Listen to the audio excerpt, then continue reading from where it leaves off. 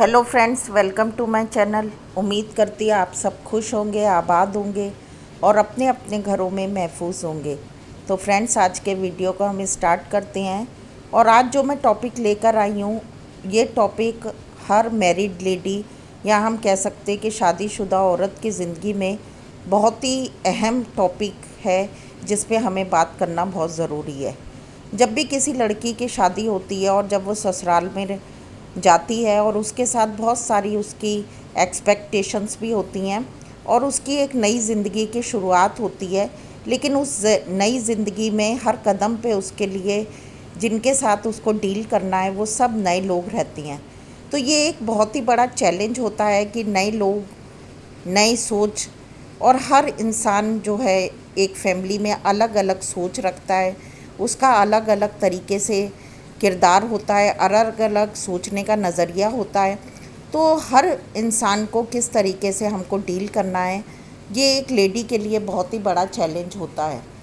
अगर हम बात करें कि इस चैलेंज में उसको किसकी हेल्प लेनी है, तो मैं ये कहूँगी कि इस चैलेंज में उसको अपनी समझ और खुदा पे भरोसा, बस दो बातों को लेके अगर वो चलेगी तो उसकी सारी चीज़ें आसान हो जाएंगी।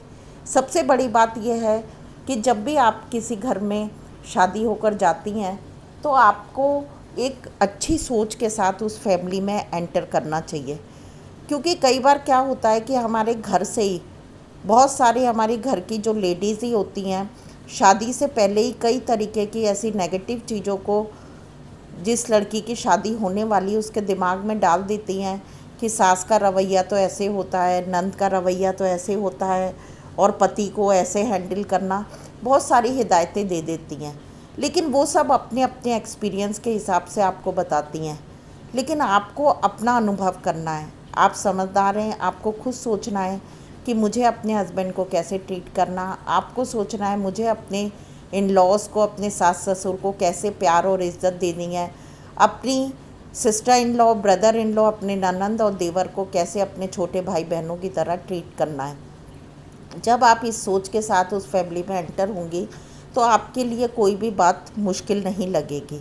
अब अगर हम यहाँ पे बात करें कि कुछ लड़कियों का ऐसा कहना होता है कि हमारा नज़रिया तो बहुत अच्छा है और हम बहुत अच्छा करते हैं, लेकिन हमारे जो ननंद और देवर हैं उनका व्यवहार हमारे लिए अच्छा नहीं है या वो हमें उतने अच्छे से ट्रीट नहीं करते। तो देखिए, उसमें सबसे बड़ी बात ये होती है, आपकी जिस पर्सन से शादी हुई है, शादी से पहले वो पर्सन किसी का भाई भी था, किसी की बहन उसके साथ जुड़ी हुई थी। लेकिन जब आपने उसकी ज़िंदगी में आप शामिल हुई तो उसके बाद उसका ध्यान, उस भाई का ध्यान आपकी तरफ ज़्यादा चला गया। तो इस चीज़ को, इस कमी को कई बार बहनें महसूस करती हैं, भाई भी महसूस करते हैं, तो उनके दिल में थोड़ी सी खलिश होती है। तो यहाँ पर आपका बहुत बड़ा किरदार है कि आप उस गैप को दूर करें। आप उनके भाई और बहनों को एक साथ बैठ के अपने हस्बैंड के साथ बातचीत करें, खुशनुमा माहौल बनाएं और कभी कभी उनके साथ भी घूमने का प्लान करें। ज़्यादातर लड़कियों की ये ख्वाहिश रहती कि हम अपने हस्बैंड के साथ अकेले ही कहीं भी जाएं आएँ। वो भी ठीक है, आप वो भी करिए, लेकिन कभी कभी अपने देवर और नंद को भी उसमें शामिल करके उनको भी एक अपनेपन का एहसास कराइए। उनको इस बात का एहसास कराइए कि आप उनकी लाइफ में आई हैं, तो इसका मतलब ये नहीं है कि आप उनके भाई से उनको दूर करने के लिए आई हैं, बल्कि आपस में जोड़ने के लिए आई हैं और इस घर की जिम्मेदारियों को अच्छे से हैंडल करने के लिए आई हैं और इस घर में रहकर वो सबका ख्याल करने के लिए आई हैं। उनको इस बात का एहसास कराएं। अपने ननंद और देवर के साथ साथ सबसे ज़रूरी है कि अपने सास ससुर का भी ध्यान रखें। आपका ये सोच होनी चाहिए कि मुझे सुबह उठने के बाद मेरे सास और ससुर की क्या ज़रूरतें हैं। आप उनसे अच्छे से पूछें, उन्हें समझें और उनको क्या नाश्ते में खाने में पसंद है, या उनकी अगर कोई मेडिसिन चल रही है तो उसके हिसाब से उन्हें किस तरीके का खाना देना चाहिए या उनकी किस तरीके से केयर करनी चाहिए। या कहीं भी अगर उनको ऐसी ज़रूरत है कि आपके हस्बैंड टाइम नहीं दे पा रहे हैं, उनको डॉक्टर के जाना है या फिर उनको मार्केट से कुछ लाना है, तो आप उसमें भी अगर उनकी इजाज़त हो तो मदद कर सकती हैं। और क्योंकि आजकल जो लड़कियां हैं वो पढ़ी लिखी होती हैं, वो गाड़ियां भी चलाती हैं, सब काम अपने कर लेती हैं, तो आप उनके साथ एक लड़का बन के खड़ी होइए, एक बहू बन के नहीं बल्कि उनकी खुद की बेटी बनकर, और उनको ये एहसास कराइए कि अब आपकी मदद के लिए मैं भी इस घर में आ गई हूँ। तो आपका जो ये अपनापन उन वो देखेंगे, महसूस करेंगे। जैसे आप अपने पेरेंट्स के लिए सोचती थी, उनकी तकलीफ़ों को समझने की कोशिश करती थी, वैसे ही अपने सास ससुर को अपने माँ बाप की तरह मान के आप उनको करिए। आप प्यार देंगी तो ऐसा हो ही नहीं सकता कि बड़े लोग जो हैं आपको प्यार ना करें। फिर धीरे धीरे अपनी सास के पास बैठ के कुछ टाइम आप स्पेंड करें और उनसे पूछें कि उनको उनके घर में किस किस तरीके से लोगों की मेहमान नवाज़ी की जाती है, या त्योहारों को कैसे मनाया जाता है, अगर कोई भी फेस्टिवल आता है तो उसकी तैयारी कैसे की जाती है। सारी चीज़ों को जान के और भी जो घर की ज़िम्मेदारियों के काम हैं, अगर आपको नहीं मालूम तो उनसे पूछ के आप हर तरीके से उनकी हेल्प कर सकते। अगर कभी घर पर कोई अचानक भी आ जाता है तो आप उस समय भी अपने आप को उस तरीके से डील करें कि आने वाले को ये ना लगे कि मैं गलत टाइम पे आ गया, या मैं अचानक से आया, या मेरे आने से यहाँ पर माहौल अच्छा नहीं रहा, या मुझे उस तरीके की इज़्ज़त नहीं मिली। तो अपने आप को आप खुश रखने की कोशिश करें और ज़्यादा से ज़्यादा अपने ससुराल के लोगों से मिलने जुलने की कोशिश करके उनको अपनापन देने के साथ साथ आप उनको एहसास कराएं कि इस फैमिली में एंटर होने के बाद जो भी इस घर में आएगा तो उसको पहले से भी ज़्यादा आना अच्छा लगेगा, और पहले से भी ज़्यादा उनको और अच्छी खुशियाँ और इज़्ज़त मिलेगी। क्योंकि आपकी प्रेजेंस जो है सबको एक फ़ील कराना चाहिए, और हर कोई के मुंह से निकले कि आपकी बहू के आने से इस घर का माहौल और भी खुशनुमा हो गया है, और भी अच्छा हो गया है। जब आप सबके साथ अच्छे से डील करेंगी तो आपका खुद का मन भी हल्का रहेगा, और आपकी इस डिवोशन, अपने पन को देखकर, आपकी इस डेडिकेशन को देख के आपके हस्बैंड के दिल में भी आपके लिए बहुत बड़ी इज़्ज़त होगी। इस काम में एक हस्बैंड का भी बहुत बड़ा किरदार होता है कि वो किस तरीके से इन सारी चीज़ों को डील करने में, कई ऐसी बातों को अपनी फैमिली की जो वो अपनी वाइफ को पहले से ही बता सकता, समझा सकता है, तो हस्बैंड का भी बहुत बड़ा रोल होता है। दूसरी बात यह है कि आपको ये समझना होगा कि जो मेल होते हैं, लड़के जो होते हैं, उनका नेचर थोड़ा इस तरीके का होता है कि वो कई बातों को उतना बता नहीं पाते, लेकिन आप प्यार से अपने हस्बैंड से हर चीज़ों को पूछ सकते हैं, उनकी फैमिली की प्रॉब्लम्स को भी पूछ सकते हैं। और आप अगर पढ़ी लिखी हैं, एजुकेटेड हैं, तो अगर कोई प्रॉब्लम उनकी फैमिली में चल रही तो उस प्रॉब्लम को कैसे ख़त्म किया जा सकता है उसमें भी आप मदद कर सकते। कई बार ऐसा होता है कि जिस घर में आप शादी होके गई, उस घर की कोई बड़ी ननंद है या छोटी ननंद है, उसकी शादी में दिक्कतें आ रही हैं, और किस तरीके की दिक्कत आ रही है उसको भी समझ के आप अपनी ननंद की हेल्प कर सकती हैं। आप अपनी मदर इन लॉ के साथ बैठ के प्लान कर सकती हैं। अगर घर में कोई फाइनेंशियल प्रॉब्लम आ रही है तो आप उसमें भी कई तरीके से अपने घर का बजट बनाकर, प्लानिंग करके उस चीज़ों को हैंडल कर सकती हैं। घर में अगर कोई रिश्तेदार हैं, अगर उनके यहाँ भी आना या जाना है, या लेना और देना है, तो वो चीज़ें भी आप अब अगर अपनी सास ससुर से पूछ के करेंगे तो आपकी इज़्ज़त और भी बढ़ेगी, और वो आपकी इस काम में मदद भी करेंगे। सबसे बड़ी बात एक और होती है कि आपका पहनना ओढ़ना, आपका बातचीत करने का तरीका, आपका बॉडी पोस्चर, आप जब किसी के सामने जाके खड़ी होती हैं तो आपका पहनना ओढ़ना कैसा है, आपके बात करने का तरीका कैसा है। कई बार लेडीज़ जो होती हैं वो दुपट्टा तो डालती हैं, लेकिन वो दुपट्टा किसी काम का नहीं होता। दूसरी बात ये होती है कि कई बार कई लेडीज़ खड़े इस तरीके से होती कि उनका खड़ा होना अच्छा नहीं लगता, बात करती हैं तो बहुत ज़्यादा हाथ चला चला के बात करती हैं, या फिर उनके खड़े होने में वो हिलती डुलती रहती हैं। तो इस तरीके से एक सलीके से खड़े होना, सलीके से बात करना, आप कह के सबसे बात करना, अपने छोटों को भी इज़्ज़त देना। अगर आप अपने से छोटे फैमिली मेम्बर्स को भी इज़्ज़त देंगी तो उनका भी दिल करेगा कि वो आपको इज़्ज़त दें, और आप जिस तरीके से उन्हें डील करेंगे वो भी आपको उसी तरीके से डील करेंगे।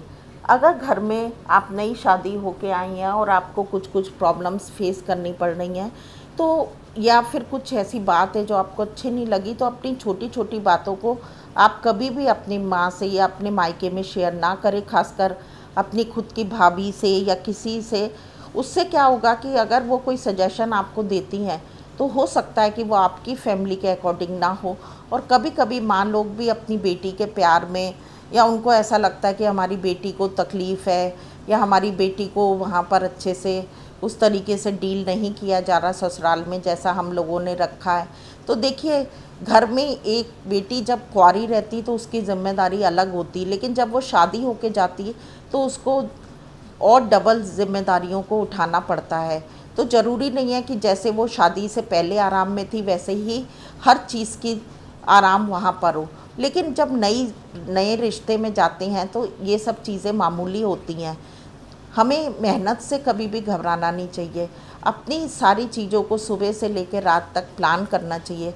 कोशिश ये करना चाहिए कि हम अपने बड़ों के उठने के साथ ही हम भी उठ जाएं, और हर उनको भी यह एहसास हो कि हमारी जो बहू है एक इज़्ज़तदार ख़ानदान से आई है, एक इज़्ज़त करने वाली लड़की है और किस तरीके से वो सबकी फ़िक्र करती है। तो फ्रेंड्स, अगर आप सबका साथ लेके अपनी लाइफ में आगे बढ़ेंगी तो आपकी इज़्ज़त तो मिलेगी आपको, उससे ज़्यादा आपके बड़ों का जो प्यार और दुआएं आपके साथ होंगी, उनकी ब्लेसिंग्स जो होंगी, उससे आप और ज़्यादा प्रॉस्पर करेंगी और आपका मन हल्का रहेगा। और जब आपकी ज़िम्मेदारियां आगे फैमिली के तौर पे बढ़ेंगी, आपके बच्चे छोटे होंगे और आपको मदद की ज़रूरत होगी, तो आपका पूरा परिवार आपके साथ मदद करेगा। आपको पता भी नहीं चलेगा कि आपके बच्चे कब बड़े हो गए। उनकी परवरिश करने में दादा दादी बुआ फुप्पो सबका, जितने लोग हैं सबकी मदद मिलेगी। आपके घर में अगर आपकी जेठानी है, आपसे बड़ी हैं, तो आप उनके भी साथ पूरा कोऑपरेट करके चलें। और कभी भी इस बात से कंपैरिजन नहीं करें कि मैं ज़्यादा काम कर रही हूँ, वो कम काम कर रही हैं। आप, जो इंसान जिस घर में ज़्यादा मेहनत करता है, ज़्यादा काम करता है, तो उसको उसका काम जो है सब लोगों की नज़र में आता है, उससे आपकी इज़्ज़त बढ़ेगी। जब आप नई शादी होके गई तब आप जवान हैं, आपके शरीर में ताकत है, तो आप ये सारी चीज़ों को हैंडल करेंगी। लेकिन जैसे जैसे आप अपनी लाइफ में आगे बढ़ेंगे तो आपकी ज़िम्मेदारियाँ कम भी होंगी। तो कभी भी ये ना सोचें कि मेरे ऊपर ज़्यादा भार है, लेकिन बड़ी तरीके से और छोटी छोटी चीज़ों में जहाँ अगर आपको लग रहा है कि मेरे ऊपर बहुत ज़्यादा काम आ गया, मैं उतना नहीं कर पा रही, तो अगर आपका प्यार सबके साथ होगा तो आप अपनी कामों को, छोटी छोटी मदद अपने घर के लोगों से भी ले सकती हैं। बड़े प्यार से आप अपनी सास से कोई काम में मदद ले सकती, बड़े प्यार से आप अपनी ननद से कोई काम में मदद ले सकती हैं, अपने हस्बैंड को भी कोई छोटे मोटे काम सौंप सकती हैं।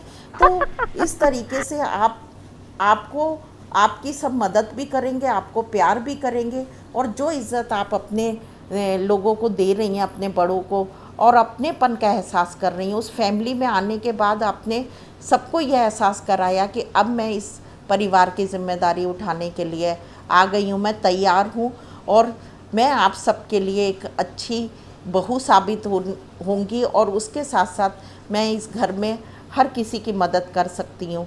लोग आपकी प्रेजेंस को फील करें। अगर आप 2 दिन के लिए भी मायके जाएं तो आपके ससुराल वालों को ऐसा लगे कि हमारी बहू चली गई तो हमारे घर की खुशी चली गई, हमारे घर में एक उदासी आ गई। ये वाली फीलिंग आप अपने परिवार के लोगों को देंगी तो कभी भी ना आप परेशान होंगी, ना आपकी फैमिली के लोग परेशान होंगे। और ये बात आपकी सालों साल, यहाँ तक कि आपकी उम्र भी हो जाएगी तब भी इस बात को हर कोई ये कहेगा कि ये बेटी, ये बहू एक अलग ही इज़्ज़तदार ख़ानदान से आई है। और आपके काम बताएंगे कि आपका मायका कैसा है, आपकी बोली बताएगी, आपका उठना बैठना पहनना ओढ़ना बताएगा कि आप किस फैमिली से बिलोंग करती थी और आपने अपने घर से क्या सीखा। तो फ्रेंड्स, इन बातों को ध्यान में रखिए। एक जो मैरिड लेडी है वो अपनी लाइफ में, अपने ससुराल में हर तरीके से इज्जत पा सकती है और खुश रह सकती है। उम्मीद करती है आपको मेरे सजेशंस, मेरी बातें पसंद आई होंगी और कहीं ना कहीं आपके लिए भी मददगार साबित होंगी। और मैं एक बात और कहना चाहती हूँ कि अगर आपके घर में कोई भी नेगेटिव पीपल है, कहने का मतलब हर एक की सोच अलग होती है। कई बार हर व्यक्ति हर समय खुश नहीं रहता, उसको सब चीज़ों में लेकिन नहीं कमियां दिखाई छोड़ने की देती बातें हैं। कोई करती भी हैं। काम होता है वो छोटी छोटी कमियों को निकालता है, तो आप हंस के उन चीज़ों को अवॉइड कर दें, क्योंकि जो कमी निकालने वाला अगर एक साइड से थोड़े दिन ऐसा अपना बिहेव रखेगा भी, लेकिन आपके साइड से पॉजिटिव एटीट्यूड जाएगा, तो वो भी थोड़े दिन के बाद अपने आप ही खामोश हो जाएगा। तो फ्रेंड्स, ये सारी बातें आपकी खुशनुमा ज़िंदगी को बनाने में मददगार साबित होंगी, आपके लिए हेल्पफुल होंगी, और हर तरीके से आपको भी आपकी फैमिली में प्यार और इज़्ज़त मिलेगा। ओके फ्रेंड्स, मिलते हैं नेक्स्ट वीडियो में। Till then bye bye. अपना और अपनों का ध्यान रखें, हमेशा खुश रहें। Stay blessed, be happy. Bye bye.